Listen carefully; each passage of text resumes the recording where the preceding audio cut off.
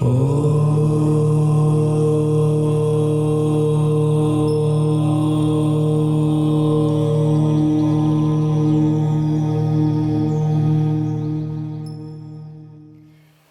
আমরা শ্রবণ করব আমাদের প্রধান অতিথি পূজ্যপাদ শ্রীমৎ স্বামী জ্ঞানলোকানন্দজি মহারাজের আশীর্বাদপূর্ণ ভাষণ। নন্দন্তু সর্বভূতানি স্নেহন্তু বিজনেষ্বপি স্বস্তিয়স্তু সর্বভূতেষু নিরাতঙ্কানি সন্তু চ শিবমস্তু দ্বিজাতীনাং প্রীতিরস্তু পরস্পরম সমৃদ্ধি সর্ববর্ণানাম সিদ্ধিরস্তু চ কর্মণাম। ভগবান শ্রী রামকৃষ্ণদেব, যুগ জননী সারদা দেবী এবং যুগাচার্য স্বামী বিবেকানন্দের চরণে ভূমিষ্ঠ প্রণাম নিবেদন করি। মঞ্চে উপবিষ্টা আত্রী দেবীকে অনেক অনেক শ্রদ্ধা নিবেদন করি। মাতাজিদের পূজ্যপদে প্রণাম, অন্য সকলকে শ্রদ্ধা নমস্কার শুভকামনা জানাই। বিশিষ্ট অতিথিবর্গ, অন্য গুণীজনেরা মঞ্চে এবং সামনে বসে রয়েছেন, তাদেরকে একটি মহামন্ত্রে আমার শ্রদ্ধা নিবেদন করব। তার অর্থটা এরকম: আমি আপনি যদি হীন লোকের সঙ্গে মেলামেশা করি, বুদ্ধিটা হীন হয়ে যায়। সমান লোকের সঙ্গে মেলামেশা করলে বুদ্ধিটা সমান থাকে। আর বিশিষ্ট জনের সঙ্গ করলে বুদ্ধিটাও বিশিষ্টতা লাভ করে। মন্ত্রটি এরকম: হিয়তে হি মতিস্তাত হীনৈ সহ সমাগমাৎ সমৈশ্চ সমতামেতি বিশিষ্টৈশ্চ বিশিষ্টতাম। সেই বিশিষ্ট জনদের শ্রদ্ধা নিবেদন করি এবং বিশিষ্টতা লাভের জন্য প্রার্থনা করি। এখানে মাতা পিতা শিক্ষক শিক্ষিকারা রয়েছেন। আমাদের শাস্ত্র প্রাচীন কাল থেকে বলে আসছে, মাতৃদেবো ভব, পিতৃদেবো ভব, আচার্য দেবো ভব, অতিথি দেবো ভব। আমরা অর্থ করি, মাতৃদেবো ভব মানে মাকে দেবতার মতন শ্রদ্ধা করবে, ভক্তি করবে। পিতৃদেবো ভব, পিতাকে দেবতার মতন শ্রদ্ধা ভক্তি করবে। আচার্য দেবো ভব, শিক্ষককে আচার্যকে দেবতার মতন শ্রদ্ধা ভক্তি করবে। অতিথিকে দেবতা জ্ঞান করবে ইত্যাদি। কিন্তু ভব কথার অর্থ হচ্ছে একটি হওয়া। যখন বলা হয় মাতৃদেব ভব, মা দেবতা হন, এটাও কিন্তু আরেকটি অর্থ। মা যদি দেবতার মতন আচরণ না করেন, তাহলে সন্তান কি মাকে দেবতা জ্ঞান করতে পারবেন? এই প্রশ্নটি আজকে আত্মসমীক্ষার জন্য প্রত্যেকে নিজেকে জিজ্ঞেস করব।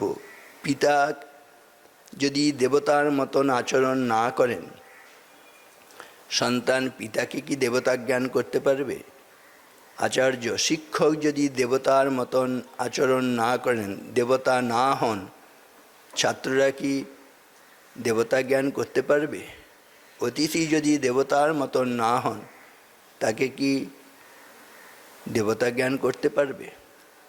সেজন্য আমি সকলের হয়ে একটি প্রার্থনা নিবেদন করি। কদিন আগে সরস্বতী পূজা হয়ে গেছে, আর এই যুগে শ্রীরামকৃষ্ণ নিজে বলেছেন, শারদা সরস্বতী পবিত্রম চরিতম যস্যা পবিত্রম জীবনম তথা পবিত্রতা স্বরূপিণ্যই তস্যৈ দেব্যৈ নমো নমঃ। সেই পবিত্রতা স্বরূপিণী দেবী সরস্বতী শারদা দেবীকে প্রার্থনা জানাই এই মন্ত্রে: অহং নমামি বরদাম জ্ঞানদাম ত্বাং সরস্বতীম প্রয়চ্ছ বিমলাম বুদ্ধিম প্রসন্না ভব সর্বদা। অসাধারণ সুন্দর এই ভাবনা। কি প্রার্থনা করলাম? অহং নমামি বরদাম জ্ঞানদাম ত্বাম সরস্বতী। জ্ঞানদাত্রী, বরদাত্রী দেবী সরস্বতী, তোমাকে নমস্কার করি, প্রণাম করি। প্রয়চ্ছ বিমলাম বুদ্ধিম, প্রযচ্ছ মানে প্রদান করো, বিমলাম বুদ্ধি মানে নির্মল বুদ্ধি, শুদ্ধ বুদ্ধি।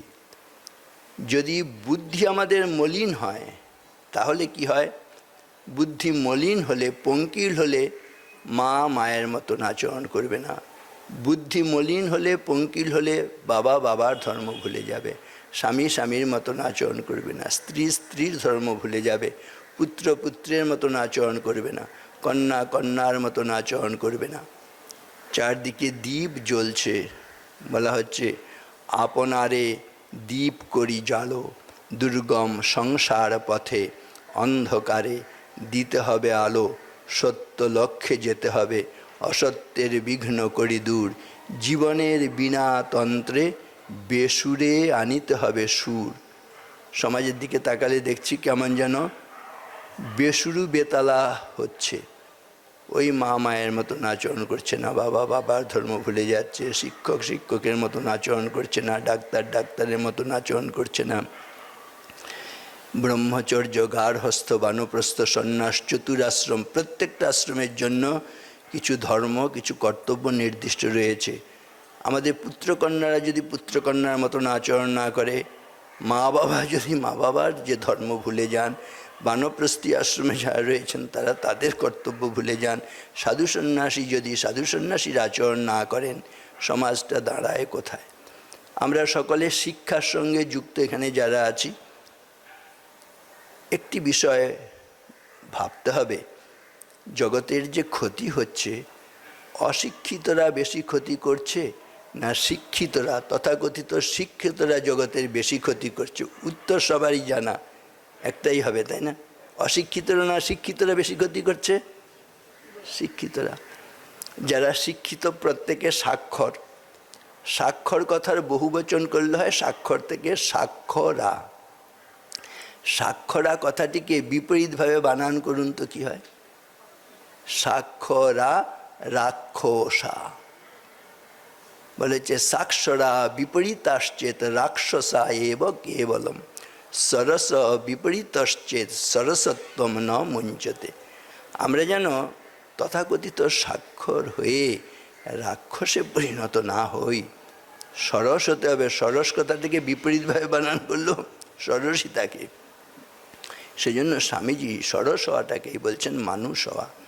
হে গৌরীনাথ, হে জগদম্বে, আমায় মনুষ্যত্ব দাও, মা আমার দুর্বলতা কাপুরুষতা দূর করো, আমায় মানুষ করো। মানুষ ইংরেজিটা সবার জানা আছে, আমরা বলি ম্যান। কী করলে ভালো ম্যান হব?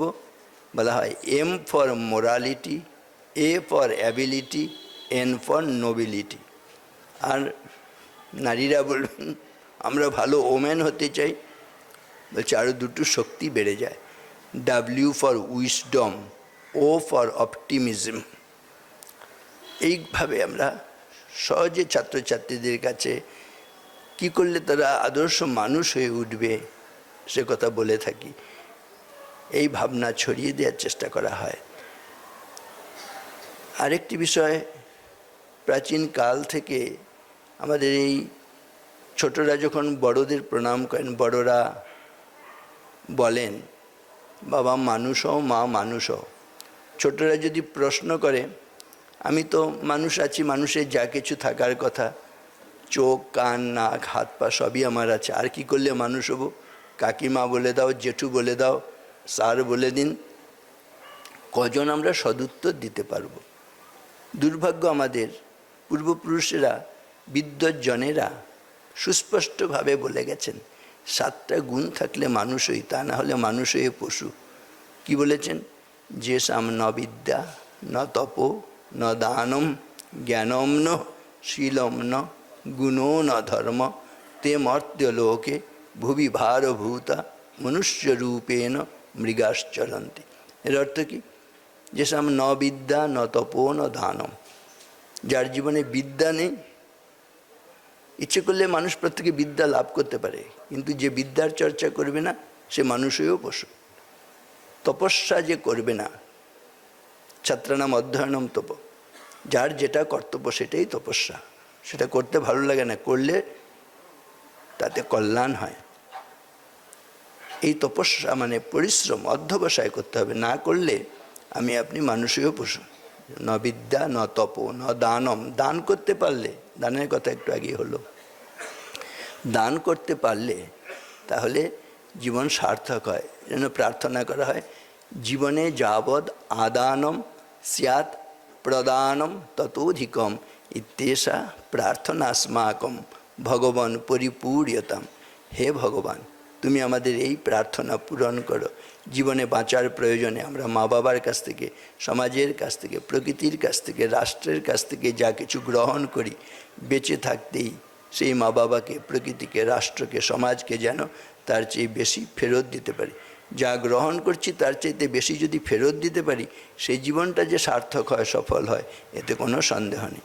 তাহলে এই দান, যে সামন বিদ্যা ন তপন দানম, জ্ঞানম ন শীলম ন গুণও ন ধর্ম। যে জ্ঞানের চর্চা করবে না সে মানুষেও পড়ছে। আমি ব্যাখ্যায় যাব না, শুধু হিন্টসগুলো বলে যাব। শীল মানে ভদ্রতা, সদাচার। সদাচার না থাকলে, তিনি অনেক হয়তো ডিগ্রি লাভ করেছেন, বলবে ইনি ডক্টরেট পিএইচডি করেছেন, কিন্তু অসভ্য, অভদ্র, ঠিক ঠিক মানুষ হওয়া হলো না। সেজন্য বলা হয়, it is nice to be important, but it is more important to be nice. Goodness is greater than greatness. তাই না? It is nice to be important. গুরুত্বপূর্ণ ব্যক্তি হওয়া ভালো, কিন্তু ভালো হওয়া অনেক বেশি গুরুত্বপূর্ণ। Goodness is greater than greatness. বড় হওয়ার চাইতে ভালো হওয়া অত্যন্ত জরুরি, তাই না? তাহলে এই জিনিসগুলো মনে রেখে আমাদের জীবনকে, যেটি মাতাজির অসাধারণ সুচিন্তিত বক্তব্য একটু আগে শুনলাম, সব কথা বলা হয়ে গেছে তার মধ্যে। আপনি আচরি ধর্ম জীবেরে শেখায়, তাই না? পেরেন্টস আর ফার্স্ট টিচার্স, টিচার্স আর সেকেন্ড পেরেন্টস। এই কথা মনে রেখে আমাদের যদি জীবন যাপন হয়, জীবন সার্থক, সফল হয়ে যায়। যাই হোক, তাহলে জ্ঞানম ন শীলম ন গুণও ন ধর্ম। বলছি good boy, good girl, but good for nothing. অপদার্থ হলে হবে না,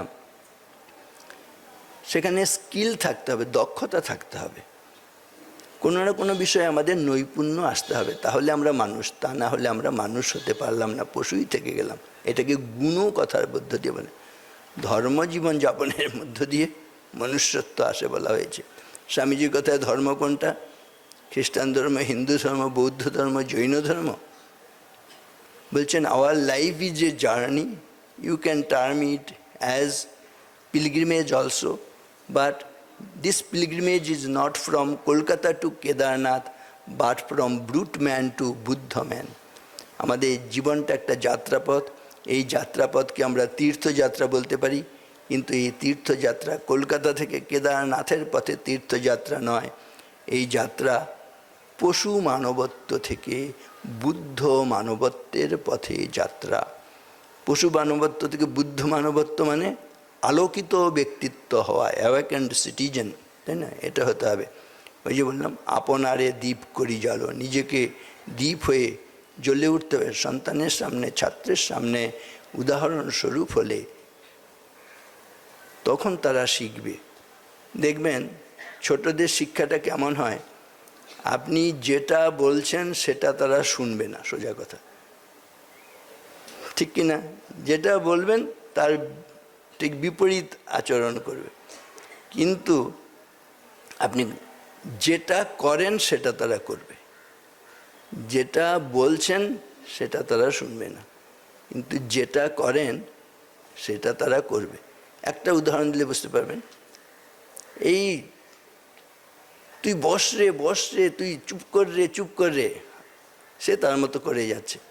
কিন্তু সেই সময় এইসব বস রে, চুপ কর রে ইত্যাদি না করে আপনি নিজেই যদি, সে ঠাকুর ঘরে গিয়ে হোক, নিজের বিছানায় বসে হোক, চেয়ারে বসে হোক,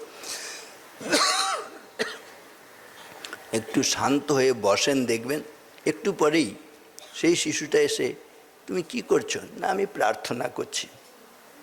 তো এইভাবে যে প্রার্থনা করতে হয়, সে দেখবেন সে আপনার পাশে বসে কিভাবে প্রার্থনা করতে হয়, কীভাবে মনঃসংযম করতে হয়, সংযোগ করতে হয়, সেই বিষয়টি করতে আগ্রহী হবে।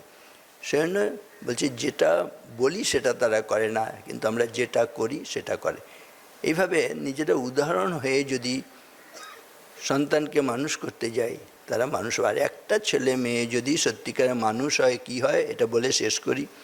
কুলম পবিত্রম জননী কৃতার্থা বসুন্ধরা পুণ্যবতী চতেন নৃত্যন্তি স্বর্গে পিতরস্তু তেষাম যেষাম কুলে বৈষ্ণব নামধেয়।